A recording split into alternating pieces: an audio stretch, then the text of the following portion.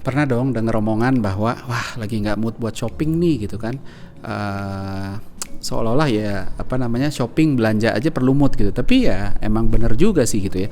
Memang apa namanya mood ini pengaruh banget sama hasrat belanja kita gitu ya. Untuk ngedorong hasrat untuk apa ya untuk beli ini itu butuh mood gitu ya. Contoh nih kalau orang lagi sedih jangankan buat belanja gitu kan. Ngapa-ngapain aja males gitu kan. Makan aja males, mager. Pokoknya udahlah kalau sedih mah menikmati aja kesedihannya gitu kan.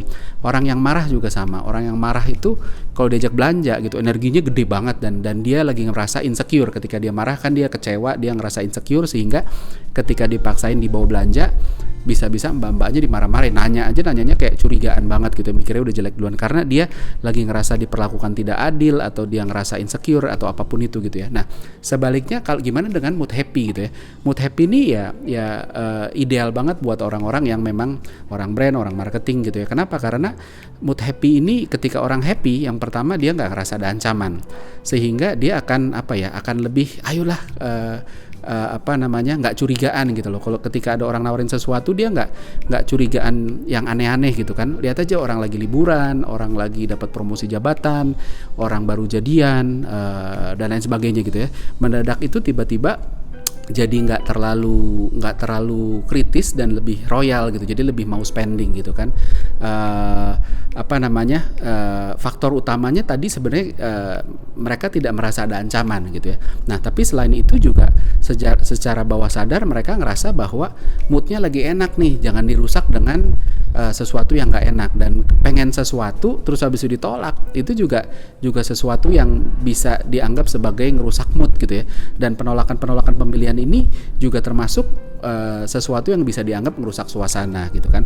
Maka dari itu kalau kita lihat ya, kalau kita liburan gitu tiba-tiba mendadak kita lebih boros, kita beli barang-barang yang sebenarnya kalau dipikir-pikir kita bisa juga beli di rumah, beli baju lah, beli celana, beli apapun ya, beli pakaian, beli segala macam yang sehari-hari sebenarnya bisa juga beli di dekat rumah, dan ini juga nggak murah-murah banget gitu. Tapi buat kita ya why not lah, ini moodnya lagi bagus gitu kan. Terus waktu liburan kita juga makan di restoran-restoran yang kalau sehari-harinya kita di rumah juga nggak makan di restoran yang se-fancy itulah, jarang-jarang lah. Tapi ini kayak ya mumpung lah moodnya lagi bagus kan, arahnya lebih ke sana gitu. Jadi memang pengaruh banget. Dan kalau kita lihat kayak di bandara gitu ya, bandara tuh kan salah satu tempat di mana banyak banget outlet orang nawarin macam-macam ya, dan bukan cuma kebutuhan berpergian aja gitu kan, ada orang jualan tas-tas mewah dan lain sebagainya juga di sana gitu kan.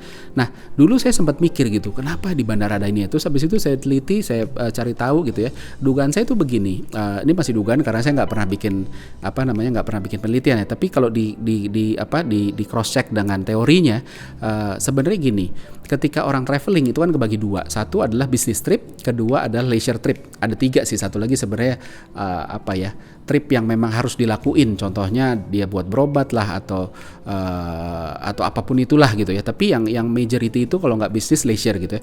Kalau yang leisure udah pasti moodnya bagus gitu, sehingga ketika lagi traveling moodnya bagus ya udah ditawarin sekalian supaya lebih boros gitu ya, lebih bisa dalam tanda kutip dikeruk lah gitu ya. Ayo dong beli dong gitu kan. Nah yang bisnis gimana gitu kan.